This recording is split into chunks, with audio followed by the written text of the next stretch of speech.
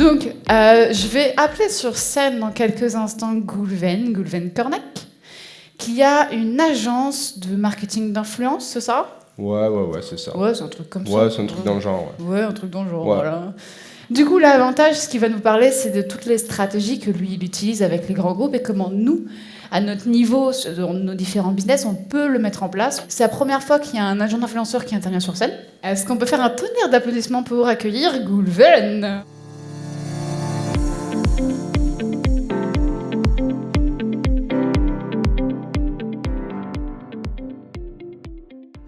Je vais finalement me présenter un peu avant d'attaquer les stratégies. Je crois que... Ah ben voilà. Alors, je suis désolé, c'est une photo Instagram. Vous attendiez. Je vais me présenter, moi je suis Goulven Cornec, je travaille dans le domaine du marketing d'influence, du celebrity marketing depuis maintenant 6 ans. Et je book des campagnes avec des célébrités depuis 7 ans. Aujourd'hui, je suis agent d'un côté de personnalité publique, davantage dans le domaine du business, de la santé, du travel et de la famille. Et de l'autre côté, on gère des campagnes dites de marketing d'influence. Donc, est-ce que vous connaissez déjà le marketing d'influence ?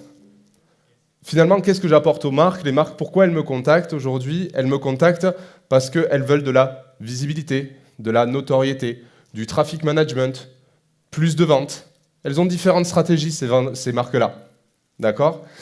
Et aujourd'hui, elles viennent me voir, elles me disent « Bonjour, j'ai, imaginons, 30 000 euros. Qu'est-ce que je peux faire avec 30 000 euros pour faire progresser ma société ?» Pour vous donner une petite ordre d'idée, une Nabila sur Snapchat, on va être entre 800 000 vues et 3 millions de vues à chaque fois qu'elle va faire un post. C'est l'audience d'un journal de 20 heures aujourd'hui. Hein. Et maintenant, comme il râlait, je vais demander à Major Mouvement de me rejoindre sur scène. On peut mettre un peu de musique et tout le tralala.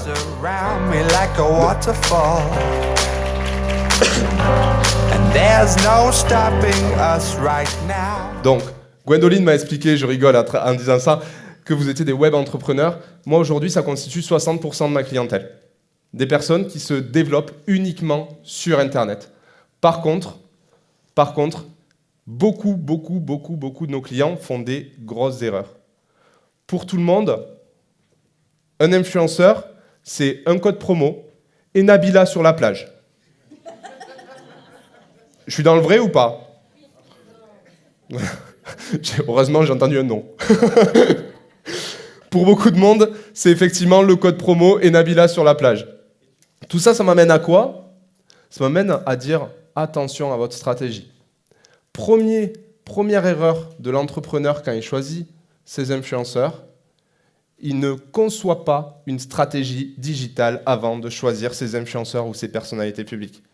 C'est-à-dire qu'il veut des influenceurs parce que c'est à la mode, parce que les autres marques le font, parce qu'il y a des codes promo et que ça peut attirer du business. Ça peut attirer du business. Si je vous parle de chiffres concrets, 13% de mes campagnes ont un retour direct sur investissement.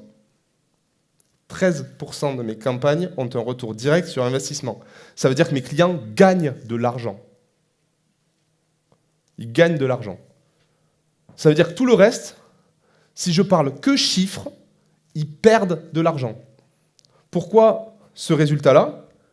Parce que personnellement, je ne fais quasiment pas de campagnes dédiées à la vente, mais beaucoup plus de campagnes dédiées à la notoriété, à l'image de marque, à l'association d'images. Si vous bouclez la personne, elle ne sera pas rentable à la première story, deuxième story, troisième story.